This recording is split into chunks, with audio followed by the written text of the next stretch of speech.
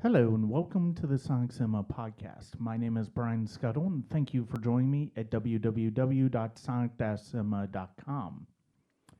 Join us at Sonic Cinema Patreon for exclusive content, including audio descriptions of the processes through some of my music, exclusive reviews before they are posted on Sonic Cinema, as well as commentaries and more. You can find that at patreon.com/Sonic Cinema. Thank you for everybody who's joined that so far. Today, I'm really excited to be joined by a filmmaker who actually sent me one of the first screeners that I had ever gotten. It's a film called Imagination. It's a combination of live action and animation effects. He continued the process in his 2011 film Glitch in the Grid, as well as a film he released this year called Apocalypsis. I'm pleased to be joined by him. It's a really great conversation to be discussing those three films with writer-director Eric Leiser. I'm pleased to be joined today by a writer, producer, and director who has actually who's actually been sending me his work for the duration that I've basically been receiving work from filmmakers such as him. His 2007 film Imagination was one of the first screeners that I was ever asked to review. And in 2011, he followed that up with The Glitch in the Grid. And then this year, he concluded this really interesting trilogy with a film called Apocalypsis, which is being released on, I believe, video on demand and other platforms right now. So I'm pleased to be speaking today with Eric Leiser. Thank you very much for joining me today. Thanks, Brian. So the first thing that I tend to ask filmmakers in general is what inspired you to get into filmmaking? To say, just out of childhood, I made a lot of dioramas, sets wherein a story or some type of action took place. Mm-hmm. And I've also been drawing ever since I was 2. And that is like a proto-cinema in itself. So it was pretty natural once I really made the decision to pursue it. It was very natural, fluid transition. Some of the technicalities, of course, were new to me, and that was something that I really had to put my mind to, and I'm still working on all the time, trying to master technical aspects, constantly learning new things. So, okay. Are there any particular? It is important to mention one of the things that's so unique about Eric's work compared to other filmmakers that I've gotten is that he does a lot of animation techniques and photographic effects as a part of his storytelling, and that was one of the things that was so unique about his first film, Imagination, and it's continued to this day with The Glitch in the Grid and Apocalypsis. And it's really a fascinating addition to his work, and that's one of the things that always, even if Imagination was kind of a tough thing for me to wrap my head around about 10 years ago, it still kind of is to a certain extent, but that's one of the things that's always stuck out about me is about the film for me is the way you use animation and photographic effects to tell the story that you're telling. oh yeah, thank you. I think the best insight I can provide shed on that is that actually techniques are something I'm always working on in my head. I have these long lists. It's something very exciting to me because there's this whole cycle of a film, and you can get caught up on it. But as long as I have the ability to think about techniques and manage to somehow write them down, which is always a key thing, before I forget them, then I kind of have this library. Mm-hmm. And when I'm going through the pre-production process, and I'm writing the script or writing with my brother, then I like to make notations like this technique might work here.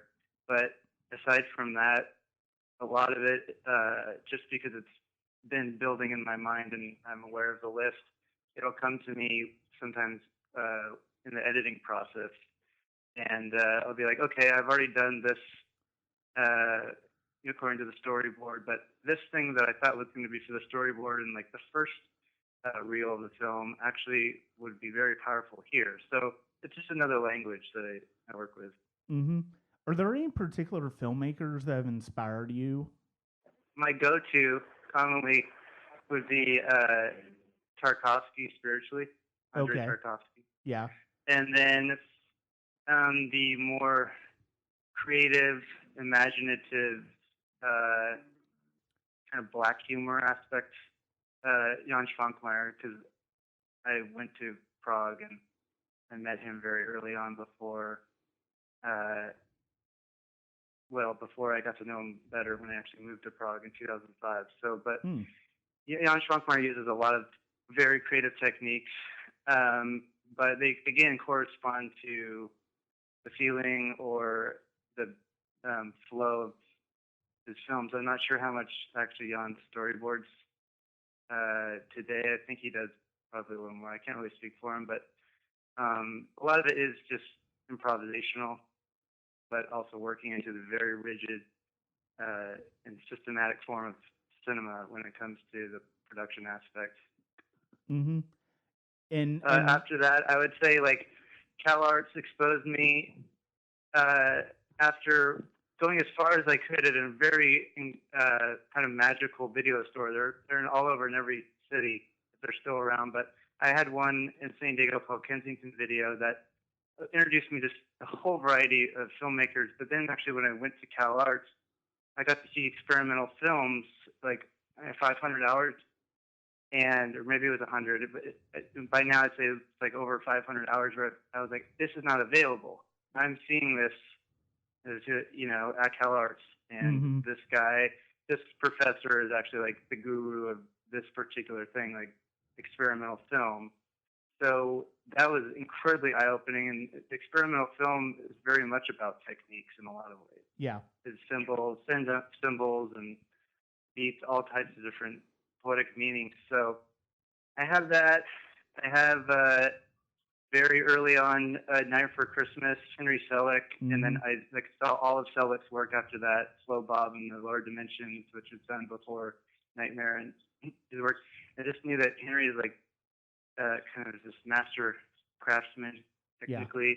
He has his own vision, but he was able to work with Burton at a time where I felt like Burton was still very strong and just make this incredible work.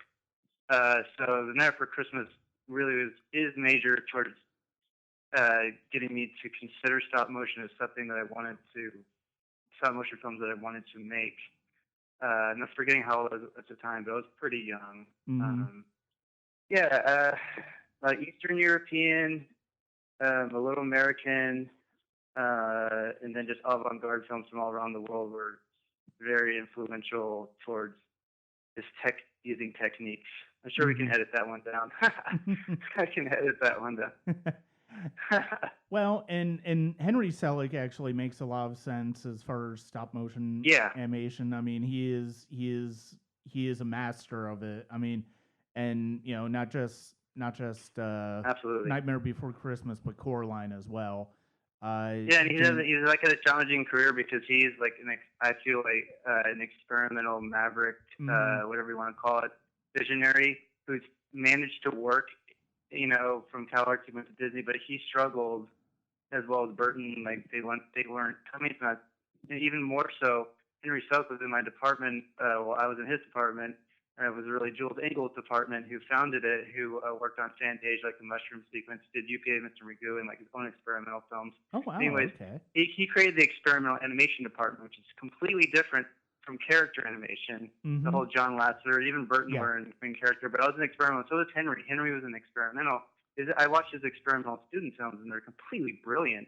You knew this guy was going on. He was already at this very high level early on, so but he comes from the experimental, outside of story, has to do with everything else that's important about the visual movement. So, and a lot of work ends up being non-commercial and shows in museums and whatnot. Yeah. Or as an example of Henry, he brings that kind of experimental technique to his films and like the mainstream stuff.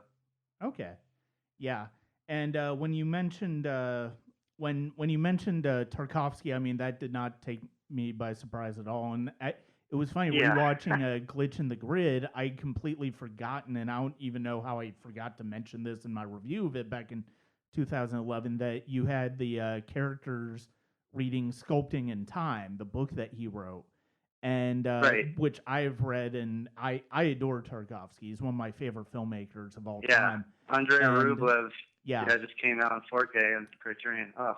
Yeah, and I'm so excited for that release. I've hated the fact that Rublev's been non-anamorphic forever, and I'm really looking forward to finally being able to see that film in a way that was intended to, as opposed to just basically this small rectangle in the middle of my screen. But yeah, I mean, Tarkovsky is very much. It doesn't surprise me that those are the primary influences behind your work.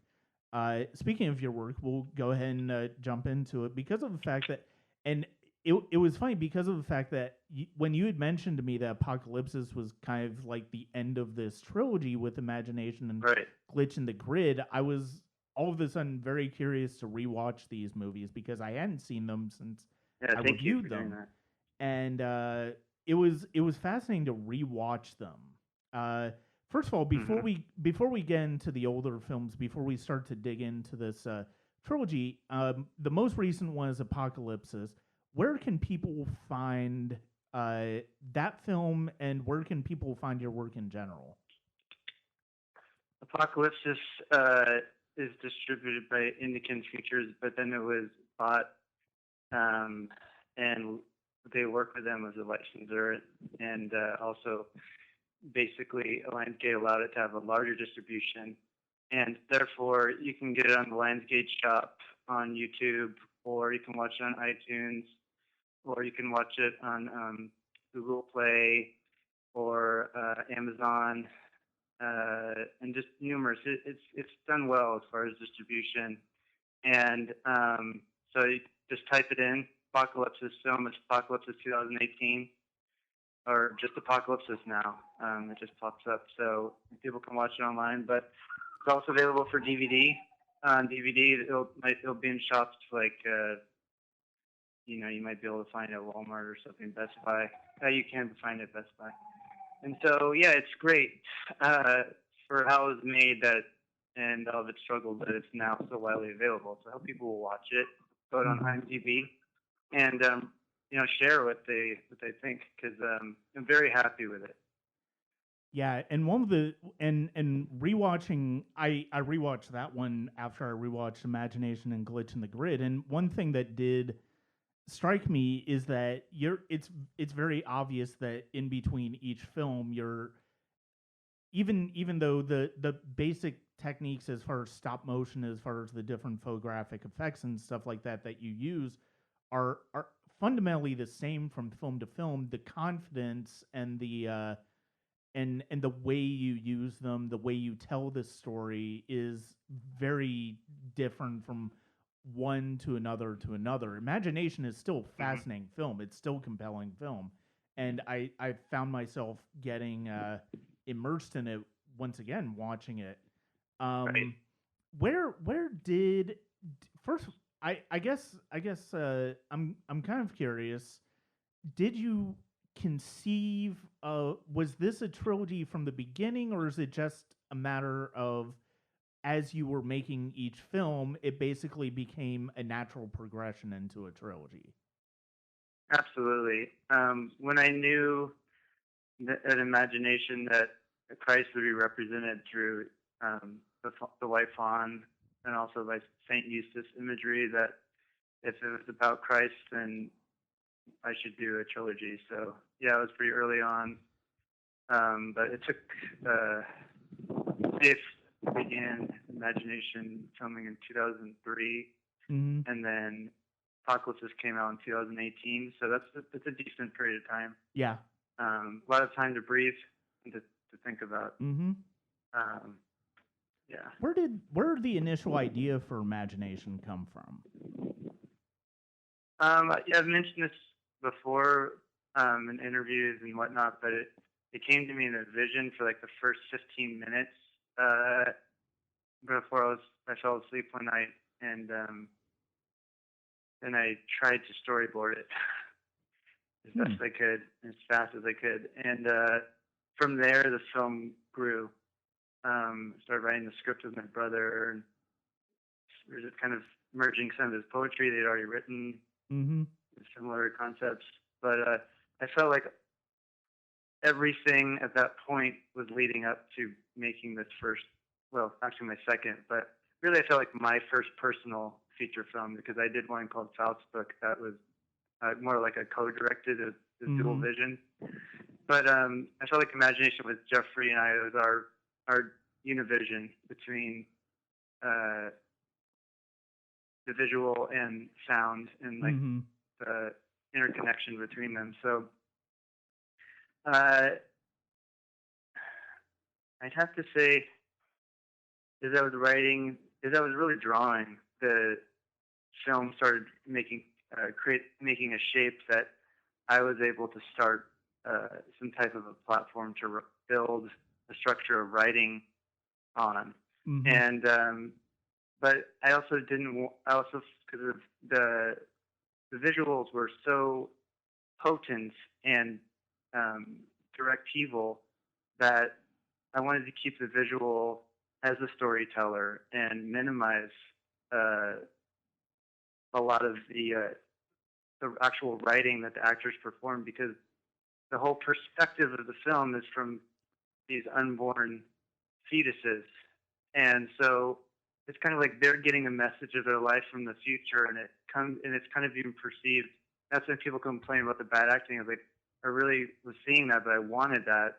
I wanted everything to seem kind of like not quite right, or coming from a different world. It also worked with my budget at the time and who I could work with. So that it worked at that time. And then I felt with Apocalypsis, and even I'm still trying to work with very passionate, talented actors. So that's kind of what I'm focusing on now. But I did start out with non-actors. And for Imagination, especially with the twins, it was perfect. Yeah. This is pretty much their first project. And when I saw them walk in during the audition at Cal Arts, I just knew the whole film was going to change at that point. Because originally in my vision, it was a boy and a girl, as fraternal twins in the womb. Yeah. Okay. Yeah, and you brought up the first of all, before I bring this point up, I do want to mention to your brother Jeffrey, who has also been the composer on all three films, and I really do love the music that he's done for all of your films. It really does add a particular texture to the world that you guys are creating. Absolutely. And that you're creating. It's integral. Yeah, it's very. And as somebody who's a composer and a musician himself, it's great to see music treated as a force in the storytelling, in addition to the images, in addition to the story being told, and especially with the way that the film is being told, with the animation, with the different photographic effects. It's just a very haunting. It's just a very haunting effect. One of the things that I did want to bring up, and the thing that I was going to bring up, is that, and you brought up the you're not really having much of a budget on Imagination, but one of the things that I notice is that if there's an overarching sense of purpose and a sense of sure-footedness in terms of the story being told, in terms of the way the story is being told, it ultimately doesn't matter whether you have actors versus non-actors, whether you have a Right. huge budget or no budget. Right. That the story ultimately comes through, and that's one of the things that I really love about.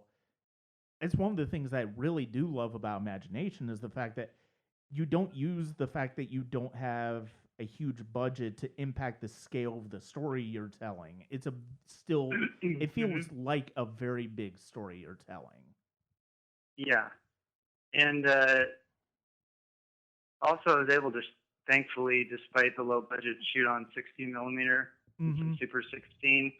So for the few, for the select screenings, and I'm still sometimes wondering, when am I going to put the time in to start screening it again? But yeah, when you can actually see it at full resolution on film, it takes what is strong about it and just magnifies it. And so that's a great thing. But when it came out 2007 is like when I was on Netflix, but they heavily compressed a lot of films during that time. It was a different Netflix, and I was very saddened by.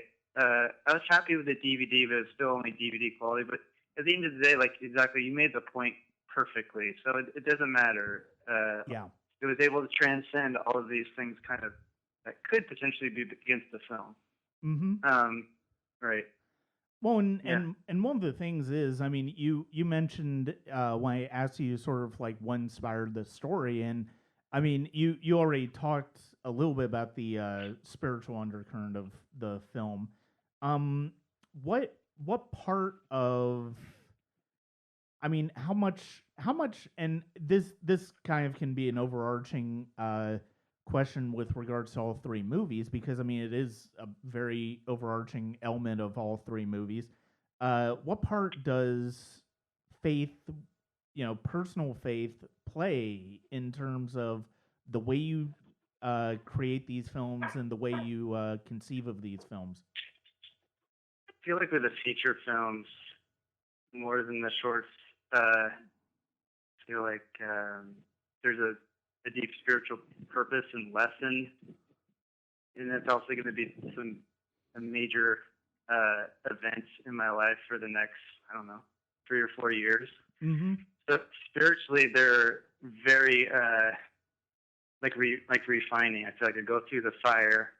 I'm who I was when I was thankful enough to be given the gift of this idea or this vision, and then a lot of fear comes in and doubt how it would be made, even with some of the spiritual aspects. And like there'll be a lot of attack, and it might be spiritually rough for me. And I basically, through the grace of God, move past that, and then actually begin working on it. And there's just a lot of time to think, and feel like a lot of that kind of condenses and transforms into the film. And I start making the film, and then it's completely different. A lot of filmmakers have said from the first vision or idea, and then in the editing it changes again. And so it's just very emotionally hard, but spiritually it's very difficult, but ultimately it's completely freeing. And you're just reborn in a new place, and there's a lot of spiritual maturity that comes after the test, the spiritual test, and then it just gives you ultimately peace, not pride, but just like, I made it through and I'm still alive, and now whatever this is going to go into the world. And because I felt like this is really a God-inspired project, despite all my falls along the way, that it's kind of not mine. It's God's going to do something through it now. So I can be like, okay, I can detach and just be burned out because after I finish these things, because they're largely so concentrated, take on so many roles, and try to treat it as like a huge artwork that I just very depressed and drained for a while after the kind of childbirthing process. And then I remember I made Apocalypsis coming after my son coming into the world, and I became a dad. And then I was feeling a little strange because I'm making this film about the end of the world, but coming from the perspective that there's hope after, and there's like in the book of Revelation, the very end, the universe is destroyed by every single atom or nuclear molecule that ever existed. It's remade, and there's a new Earth, and people come down and populate the Earth and live in heaven. So I was trying to bring something positive, but when I was going through that time, it didn't quite sync up. I was wanting to get into the world of my son, so it made me concerned too with the detrimental effects of humans on the planet. Seeing my son come into this, it created a lot of anxiety too, and so there's a lot of emotions going on for Apocalypsis. But the good thing is people helped me edit it, including my wife, who did an excellent job, and then some people at Indican at the very end. And that's what was really missing. I felt like wresting this control, a little bit of control away, to let somebody else edit the work. And then I was like, okay, now it's not just something that really means a lot to me, and I understand, but I feel like this created a whole new avenues of a larger audience to see my work. And almost, if they end up going from Apocalypsis backward to Imagination, that would be fine. If that's their entryway. Some people, like you, have seen the work back then and have followed my work, and then they'll come from that perspective. But I'm just thankful for Apocalypsis spiritually, because for the first time after I felt like with Glitch, I was being a little preachy there, and that's not ever my intention that I wanted to do in my work. I felt like also with that film, although I really like it in a lot of ways, it wasn't conceived in the same way as Imagination, where I basically went through somewhat traditional production process, which was kind of a project fell through and we just jumped into a documentary style. For Apocalypsis, I went through a long pre-production, a long shooting time, and then even longer editing. A little bit was suffered on the animation side, which is what I'm most known for, but that's because I've been so criticized for my live action storytelling and pacing. And I feel like you're right. I don't give it as much attention as animation. What would happen before I go completely into animation and just try to make a strongly edited, well acted, as for what I can, well written film. So I felt like great strides were had because I had a team and I just gave it the time it needed to get fairly well cooked. So get to a good space and not do a premature release like I kind of did with Glitch. I didn't give myself the time to think about it and maybe come back to the edit. I kind of at that time was rushing to get it out because the economy was crashing. There's a lot of anxiety in my life and all of our lives, and so we were kind of in that mind state. But it's okay. I learned from it. So. Well, and I think that's one of the things that stood out for me with Glitch in the Grid is that it really is ultimately about the spiritual struggle of living in difficult times. Exactly. And it doesn't matter what those difficult times are. I mean, it can be global difficult times. It could be personal difficult times. But I mean, there's still a spiritual struggle. And I do think the storytelling. The storytelling does get more sure-footed in Glitch in the Grid, and one of the things that's interesting about your work is the way that you bring animation into the storytelling realm with the live action, and for me it feels more of a piece with Glitch in the Grid, and certainly with Apocalypsis. I mean, Imagination, it still works extremely well, but I mean, it's not quite the years in between Imagination and Glitch in the Grid, and then again with Glitch in the Grid to Apocalypsis. I mean, your storytelling is getting more and more confident, more and more sure of yourself, and being able to bring those elements together is something that's really exciting for me. Thank you so much. They're definitely all passion projects that I just stuck to over time. It's sweated a lot of blood, and didn't know what would happen to any of them after they were made, but Yeah. it just feel like I'm finally right now at this point in pre-production on like a pretty intensive pre-production on Twilight Park, which is going to be an all-animated series that I then kind of like David Lynch with the Twin Peaks: The Return. I'm going to pull everything off my page before like the final 2 or final 3 episodes, and then release it as a feature. Mm-hmm. And it's just nice to get over the burnout period of Apocalypsis, because it was a pretty bad one. I was dealing spiritually with that one with themes of good and evil, the ultimate like final battle, and like Christ triumphing over Lucifer. It was really intense, as I mentioned before, working on those themes when I just had a son who was born. Mm-hmm. So every feature, because there's so much time in between, I'm in a different stage of my life, and there's unique challenges to them.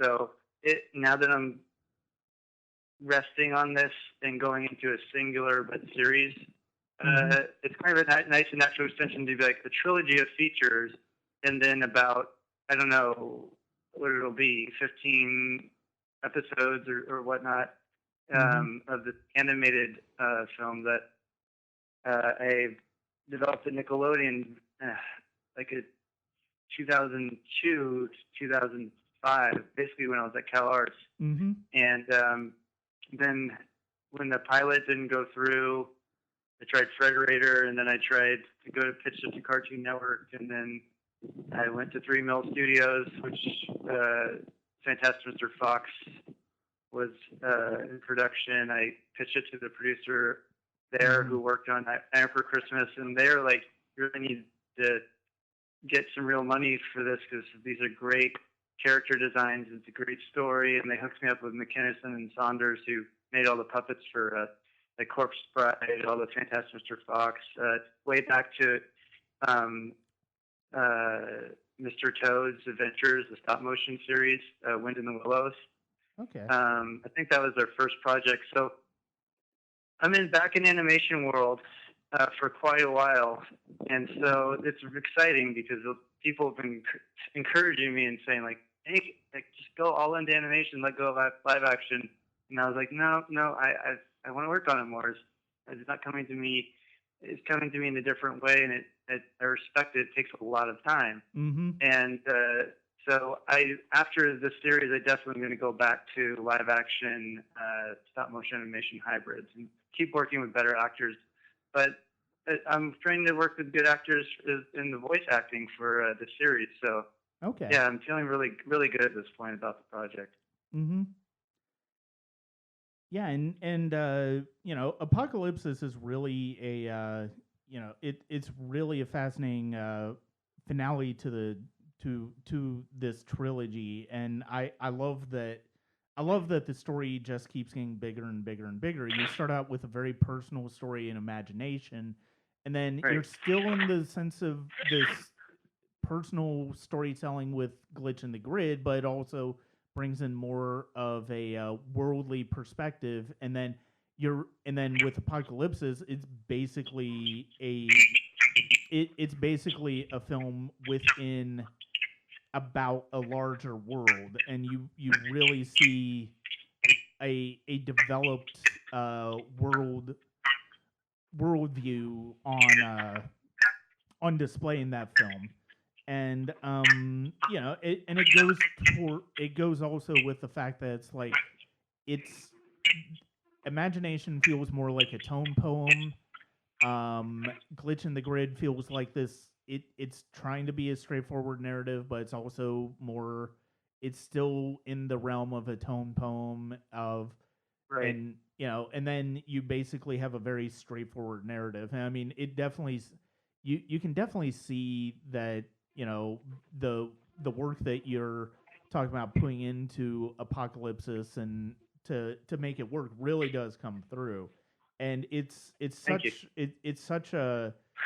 fascinating series to watch. I would definitely I definitely encourage anybody who comes out, whether it's whether it's chronologically with Imagination, Glitch in the Grid, Absolutely. Apocalypsis, or in reverse order, like you're talking about, to Right. definitely sort of take it in and really just let it wash over you, because it is such a fascinating. I love the hybrid live action stop motion. It's such a great way of it's such a great way of telling that story, and it's such a unique way of telling that story. Thank you so much. Yeah. There's some good points there. I feel like they're all singular films, but they're interconnected as the Trinity is interconnected. The Trinity is not. I mean, Christ and the Holy Spirit proceed from the Father, but they're all three in one, co-equal as far as an Orthodox Christian would I believe. And so that's really important. But also it means that because it's three in one, co-equal, and Imagination is about Christ, and Glitch in the Grid is about the Holy Spirit, and then Apocalypse is about the Father. I feel like you could watch them out of order and it'll still work, and it'd be interesting to see them out of order. But for me, I'm more inclined to watch it from Imagination, chronologically, and that's kind of what I had in mind as far as if you've seen the arc or the themes, like. But yeah, I feel like it is open ended as well. So if people discover one, then they might find the other. But I'm so glad you wanted to talk about the trilogy, because I didn't really push that in too far at all. I was pretty subtle about that aspect, because also with the trilogy, someone watching like, well, I'm not going to watch the third one. It's not like a Hollywood trilogy. No, not in the least. No. So I feel like, so that was nice. But yeah, it's a big relief. If I ever meet filmmakers who've done like a trilogy in whatever aspect, will definitely have a certain camaraderie, and it's an interesting thing. But now I'm going to try series, which will be a new thing as well. But I've worked primarily, I've done about 50 short films, and then a lot of commercial projects. So short film and series, short episodes. Even though it's stop motion, I don't know how long it would be. A 15-minute, 18-minute episode could take a good year and a half or so. But I'm working on how I'm going to do that. But I'm trailing off here. Well, and it's fascinating that I mean, it is fascinating how much faith and religion plays a key part in the trilogy that you put together, and that's something that I actually had an interesting discussion with a friend of mine from high school about recently, about the subset of faith-based and religiously themed films, and sort of like why those don't necessarily work as well as they do, or as well as they probably could. And I feel like with those they sort of put the message ahead of the story, ahead of the filmmaking, and I think it's kind of the wrong way to do it. And you're Tarkovsky said that. Yeah, I'm sorry to cut him. I'll forget. Tarkovsky said, "Don't push your message. Show them life, and let them say, yeah." So go ahead, start. Yeah, and the fact that you're influenced by Tarkovsky, it makes all the sense in the world the way your films have turned out the way they've turned out, because of the fact that there is that feeling of, I'm not necessarily going to push. I'm not necessarily here to push my specific faith, my specific beliefs onto you. It's like I want to share it, and I'm sharing it in a way that's different from the way somebody else is going to. Right. And the spiritual dimension in Tarkovsky is very much, I do feel like it's alive in this trilogy, and that's one of the things that I think I don't know that resonated with me so much with Imagination at first, even though I was still a huge Tarkovsky fan at the time. But I think once Glitch in the Grid happened, I'd started to rewatch a lot of Tarkovsky's films for the first time in a few years, and I did notice that, and it makes it even. And I think I did mention Tarkovsky in my review of Glitch in the Grid, which makes Yeah, it you more did. Yeah. surprising that I completely ignored the fact that you had them reading Sculpting in Time, because it's Great. like I'd read that by that point, and it's like, yeah, I don't know how I missed that. But no, I love the way you I love the way you deal with issues of morality and issues of faith, and the fact that there are different ways, and especially true in Apocalypsis with the two main characters, who ultimately are trying to do the same thing in their own different ways, and that's one of the things I really like about that movie, and it is very much the most it is the best film in the three, and it's because of the fact that it's like that ultimate emotional connection that you're trying to make with the audience is there, and it's just really fascinating to watch that unfold. Thank you. I agree. I feel like Glitch in the Grid's coming from the heart the most. So yeah. Yeah, I think all of them are. I definitely think all of them are.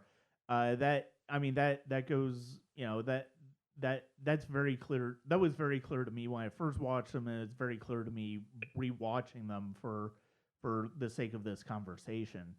And it's just such a it really is. If you're somebody who's interested in movies that take you off the beaten path of what cinema can do, and the ways cinema can touch on spiritual and religious ideas. I mean, this is a trilogy I definitely would definitely recommend for people to watch, of Imagination, Glitch in the Grin, Apocalypsis.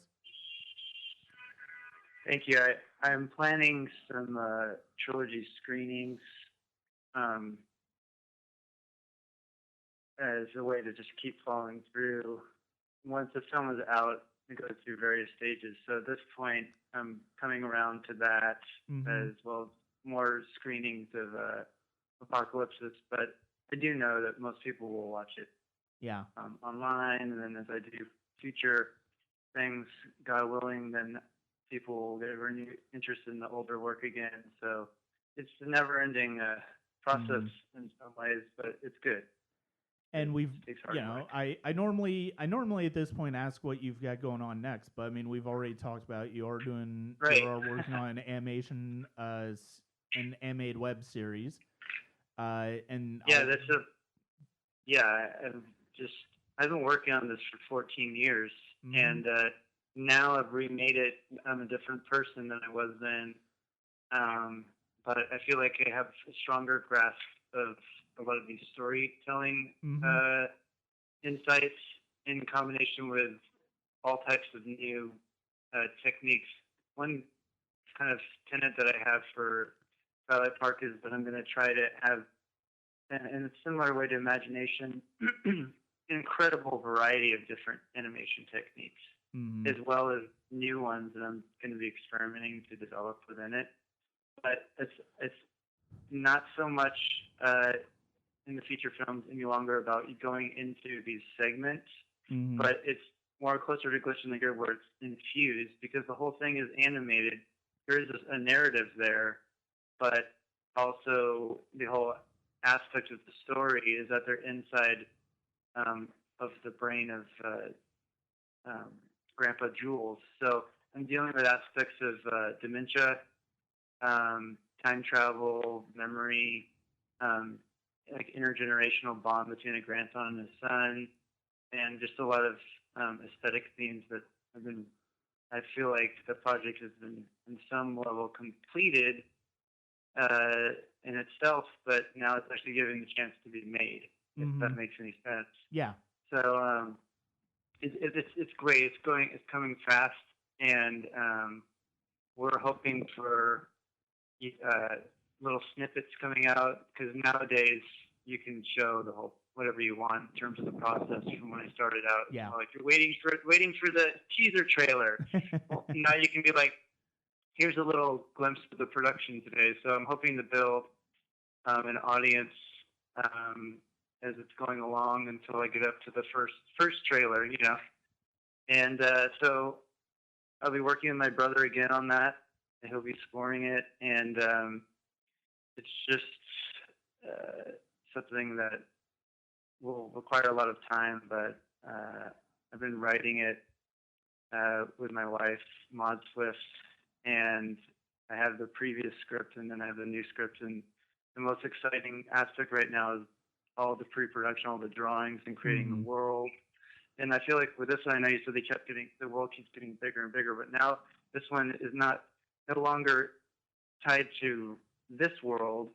It's entirely its own world in itself, and it's completely animated. So it's just been one of my lifelong goals ever since I wanted to make films to someday make one like Vladislav Starovich or like a Yuri Trinko, and I started watching his features and then watching Schwankmeyer's, watching like Fantastic Planet, and then a lot of these really interesting, unique animated features in order to just not just get a little snippet of the world in a short for like 3 to 10 minutes or a little longer, but to really watch something that will be like 90 minutes or so, and when it's completely done, but also so I don't just disappear off the map for 5 years. Releasing it as a series and getting like fans like, it's a little different series because it doesn't just all drop on you at once. It's something that's going to come out, and then someday it'll just be a complete thing, and that if I can go up that mountain, it'll be a real miracle. So I appreciate good prayers and intentions for that project. Thank you. Yeah, I'm definitely interested to watch that as it goes on and as it progresses. I mean, I know I deal primarily with movies here, but I mean, definitely with something like that, and especially from a filmmaker that I've come to know through their work over the years. It's like any project that they're working on, I'm always kind of interested in that. So yeah, I'm definitely gonna be curious to follow that and see how that progresses. Thank you very much for the time, Eric. Yeah, I'm really glad we were able to have this discussion. Absolutely, I really appreciate it. I'd like to thank Eric for his joining me on the podcast, and he's going to be joining me for what I've got going on in the podcast next year with my Class of 99 retrospective. I'm really looking forward to that. We're going to be discussing the Iron Giant in there. And that's it for now. Thank you for joining me at the Sonic Cinema Patreon at patreon.com/SonicCinema. I've got some more bonuses on the way that I think people will enjoy. And thank you for continuing to listen to the Sonic Cinema podcast. Thank you very much.